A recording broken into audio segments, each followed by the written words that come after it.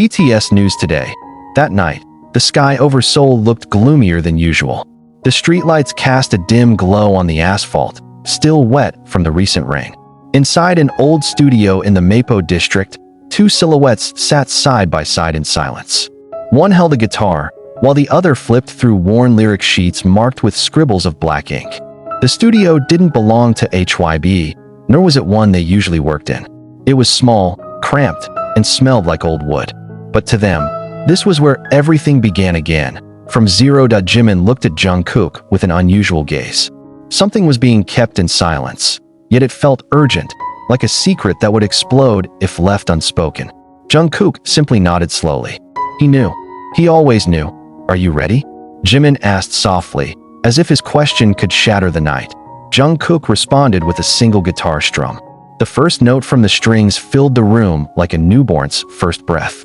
They had secretly recorded this song over the past 2 months, evading all forms of oversight, leaping over boundaries and systems that had shaped their lives for over a decade. No managers, no HYBE producers, no censors.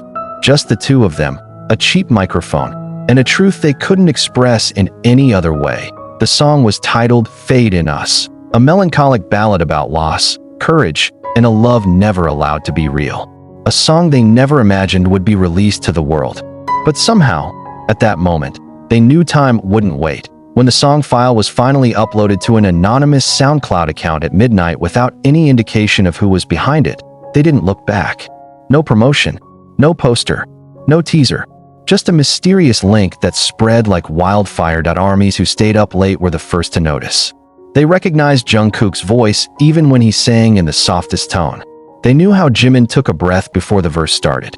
Even before any confession, the world already knew. They knew it was Jikook. And they knew this wasn't something approved from the top. That by morning, HYBE's office was in chaos. Someone from the digital distribution team slammed their headphones on the desk. Who approved this release? They shouted, pointing at a laptop screen showing a massive spike in global listeners. The general manager tried calling Jikook. No answer. Meanwhile, Jimin had already vanished. He'd turned off his phone the night before. The two of them chose to stay at a friend's house, an indie producer who had once helped them write songs back when they were still trainees. What we're doing is insane, Jimin said, staring at a screen filled with thousands of fans' comments raving about the song. Jikook didn't respond. He just looked out the window. Do you regret it? Jimin asked again. Of course not.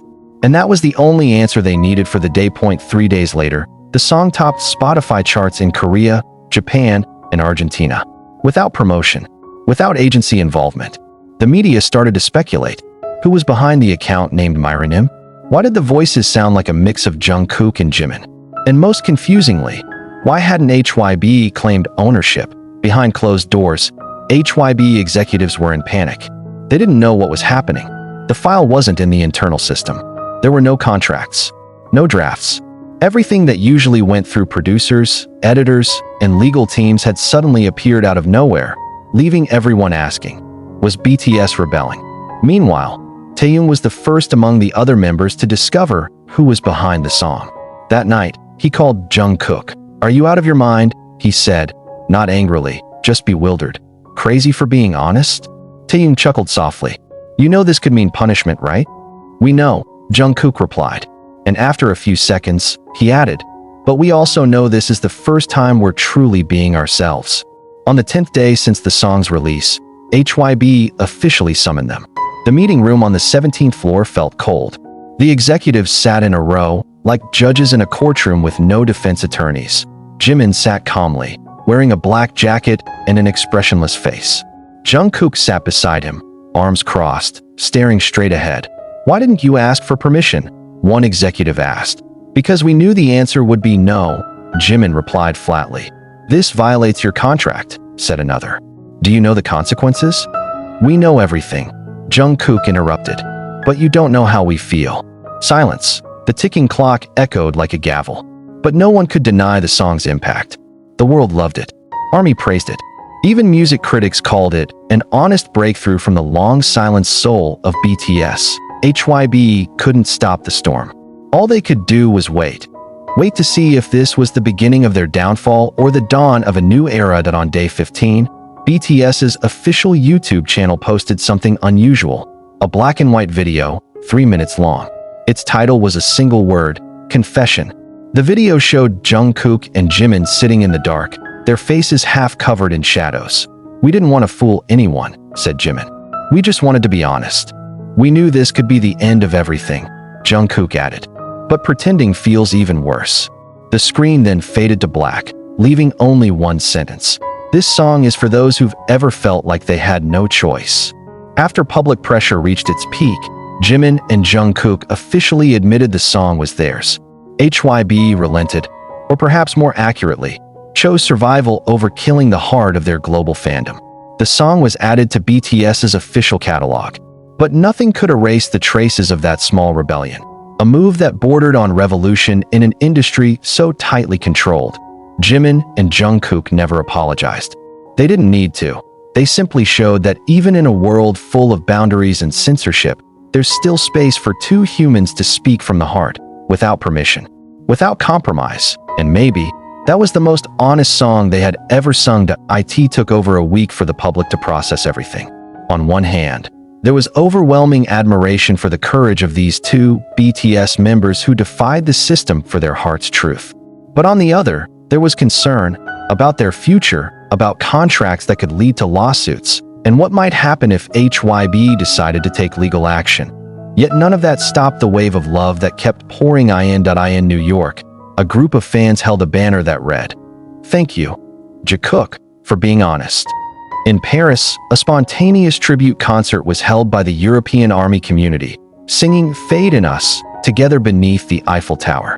And in Seoul, despite the controversy, the song had become a symbol of liberation, more than just music.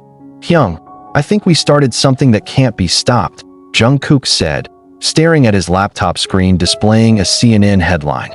The K-pop duo that defied the system.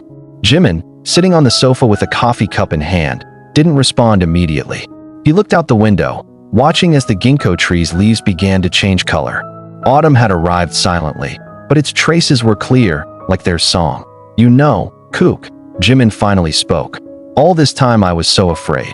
Afraid of losing everything just because I wanted to be honest. We haven't lost anything. We lost comfort, but we gained freedom." Silence. Only the sound of the old computer fan filled the gap between their words. But that conversation, though brief, felt like a spark from a fire that would keep burning. A few weeks later, something happened they never expected. A senior HYBE executive quietly sent them a personal email. The subject was a single word, "Listen." Inside, there was no anger, no threats, just an audio file, a full orchestral version of their song, complete with string sections and gentle synth touches. And one sentence, "If you want, we can make this bigger." Jimin and Jungkook read the email several times. Was this a form of compromise?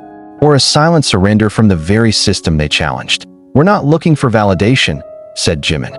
"But if they want to help spread our message, why not?" Jungkook replied, "As long as they don't change the content."